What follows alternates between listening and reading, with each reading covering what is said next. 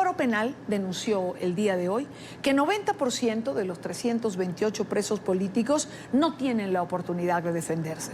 El régimen de Maduro los aísla y además les quita ese derecho consagrado en la Constitución venezolana. La tortura y la desaparición forzada es otro elemento que ubica al régimen venezolano como el más violento de la región. Este es un informe en Caracas de Oliver Fernández. Oliver. El régimen de Nicolás Maduro encontró en la represión y la persecución la fórmula para seguir en el poder. En Venezuela se imputa y se encarcela sin pruebas. La represión no es una casualidad o una consecuencia de una situación excepcional, no, es una fórmula de gobierno para mantenerse en el poder y por eso siempre, lamentablemente, existe la represión. Dentro de la desaparición forzada nacen las especulaciones. Es el caso del cabo del ejército Wilfredo Heredia. Circuló a través de las redes sociales su presunto fallecimiento. El Foro Penal comprobó que no es cierto. Sigue preso en el Dijecín. Ese rumor causó un gran daño a la familia. La familia incluso lo estaba velando por esa información que apareció. Quiero decirles que Wilfredo Heredia está vivo. Está en el Dijecín, jamás ha muerto. A nosotros no solo que nos confunden, sino nos trae una gran, vamos a llamarlo angustia. 3 indígenas pemones también están siendo procesados. Fueron apresados a 900 kilómetros de la capital. Sus familiares llevan 3 meses sin poder verlos, a pesar de que se trasladaron a la capital. Denuncian la tortura a la que fueron sometidos. Sus madres estamos dolidas. Sus abuelas, sus abuelos también están sufriendo. En presencia nuestra fueron torturados cruelmente por el Dijecín. Con sus armamentos los golpeaban. Y nosotros no podíamos hacer nada por miedo. Ni siquiera podíamos acercarnos a ellos. Pero el dolor fue tan grande que casi se nos explotó la cabeza, todo. Pero nosotros sí vimos cómo maltrataron a nuestros hijos. Antonia Turbay, de 67 años, está presa en el helicoide desde junio, acusada sin pruebas de ayudar a escapar a Iván Simonovic. Tiene boleta de excarcelación, pero no se cumple. Es venezolana española. El Foro Penal pide a los organismos internacionales más contundencia en sus pronunciamientos. No basta con decir que están preocupados. No puede ser que aquí esté una representante de la Alta Comisionada de Derechos Humanos y no se insista en esta situación todos los días. Porque ellos están viendo esto. Y yo entiendo que la diplomacia prevalece en muchas ocasiones, sí, pero aquí no se trata de diplomacia, aquí se trata de seres humanos. Dentro de los 328 presos políticos hay un menor de 16 años, acusado de sustraer armamentos. La madre del adolescente clama por la libertad y asegura que su hijo se dedica a vender frutas. Y resulta y pasa que a él lo agarraron fue vendiendo plátano. Entonces, yo como madre, mi hijo en verdad no estaba incluido en nada de eso. En verdad, bueno, necesito que me le den libertad. El pasado mes de diciembre, el régimen de Nicolás Maduro, junto a representantes de partidos minoritarios, supuestamente de oposición, se comprometieron a excarcelar a varios de los denominados presos políticos, pero esto no se cumplió. Es la información que manejamos desde Caracas. Continúen con más de la tarde de NTN 24. Gracias a Oliver Fernández. Quiero saludar a Estefanía Migliorini, ella es abogada del Foro Penal venezolano. Buenas tardes, gracias por estar aquí. Hola, Idania, muchas gracias por la invitación. No, gracias a ti por atendernos. ¿Cuál es la situación de los presos políticos en Venezuela? De la que siempre hablamos, pero ¿cuál es? Sí, nosotros como Foro Penal tenemos registrado 328 presos políticos hasta el día de hoy. Estas son unas cifras que están avaladas por la Comisión de la ONU, por Almagro. Estas son las cifras que ellos manejan. Hasta el momento, bueno, como bien dije, son 328 presos políticos, de los cuales más de 100 son militares y el resto son personas civiles. Dentro de estos 328 presos políticos tenemos a un adolescente de 17 años que está ilegítimamente privado de libertad y que está siendo juzgado por unas normas, por unas leyes que no le corresponden por su competencia. Este menor de edad está siendo juzgado por unas normas como si fuera ya una persona adulta y no por las normas, las leyes que a él en este caso le competiría que sea llevado su procedimiento cuando está privado de libertad. Ahora, ¿cómo establecer una defensa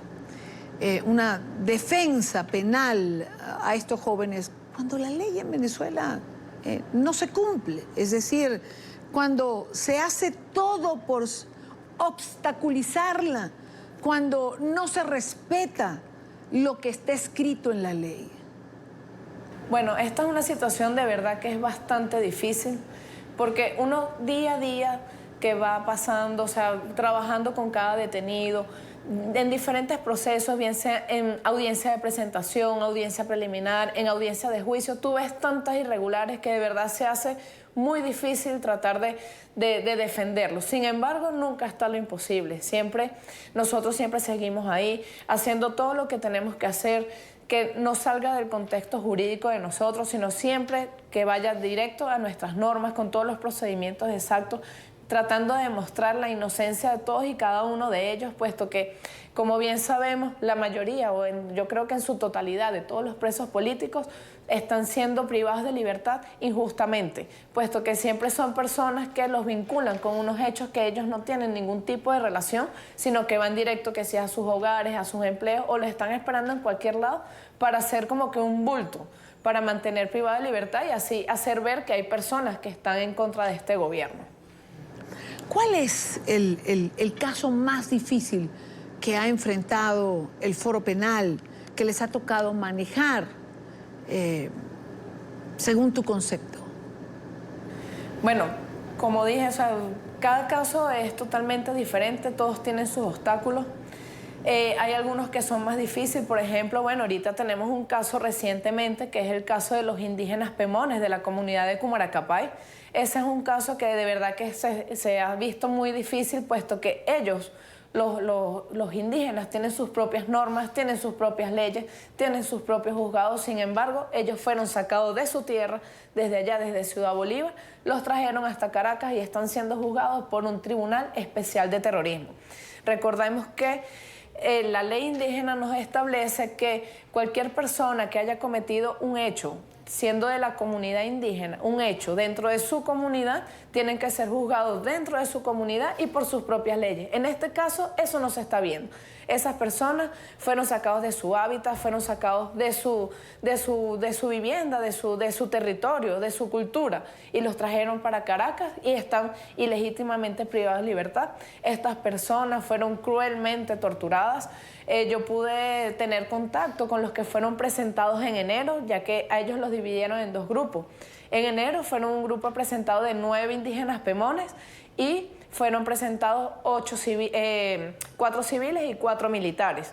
Dentro de esos indígenas que pudimos contactar cuando asistimos al tribunal para juramentarnos como abogados, escuchando más o menos qué era lo que les habían pasado, qué tipo de tortura recibieron. De verdad que fueron unas torturas bastante graves. A algunos le estaban arrancando las uñas de los pies, a otros le estaban arrancando los dientes, aparte de golpes, aparte de bolsas que los asfixiaban. O sea, interminables, innumerables tipos de torturas que ellos han vivido. Sí, terrible, terrible, y además que se han documentado también. Estefanía, en el caso de los Pemones, ¿de qué se les acusa? ¿Han tenido derecho a la defensa? Bueno, en el primer grupo que presentaron, a ellos también se les violaron el derecho a la defensa, no permitiendo el ingreso de sus abogados de confianza, puesto que, bueno, pasaron desde el 22 de diciembre desaparecidos, incomunicados, ni siquiera les permitieron llamadas a sus familiares, ni llamadas a sus abogados, ni nada, o sea, violentándole el debido proceso injustamente. Se le están imputando a ellos los delitos de sustracción de armamento en resguardo y asociación para delinquir. Igualmente, el viernes antepasado se presentaron también 3 indígenas Pemones y 7 civiles, de los cuales también se los negó el acceso al tribunal por una orden directa del juez. Nosotros, los familiares, llegamos antes de las 8 de la mañana al tribunal, estábamos pendientes una vez que nos enteramos que ya el tribunal de esos indígenas habían llegado, bueno, de los indígenas y los civiles, como el gobierno quiere llamar ese caso, que es Operación Aurora, a ellos en general, iban a presentar a ese grupo. Una vez que nos enteramos que ellos ya llegaron al tribunal, ya yo me voy directamente con el encargado de la seguridad del Palacio, le doy la lista de los que íbamos a representar con mi IPRE para que notificara al tribunal que aquí ellos tenían sus abogados. Estefanía, hay múltiples denuncias en relación al DIGESIN. Para ustedes, para el foro, ¿sigue siendo un centro de tortura? Sí, por información de los familiares que tienen allá privados de libertad, al igual que nosotros cuando hemos tenido contacto con esas personas que están privadas de libertad, todos y cada uno han sufrido diferentes tipos de tortura. Han sufrido torturas, bueno, los envuelven en colchonetas y le dan batazos, les dan con las armas, les ponen bolsas plásticas con sustancias tóxicas adentro para ahogarlos, sino los ahogan en agua. Y en reiteradas oportunidades, como se ha venido viendo también, les arrancan las uñas, les arrancan los dientes. O sea, son diferentes tipos de torturas que estos funcionarios le hacen a estas personas para tratar de buscar información, de sacar información. Quiero darle las gracias a Estefanía Migliorini. Ella es una de las abogadas de la ONG Foro Penal Venezolano. Gracias, Estefanía, por tu tiempo, por estar con nosotros. Bueno, Idania, muchísimas gracias. Estamos en contacto. Seguro, siempre.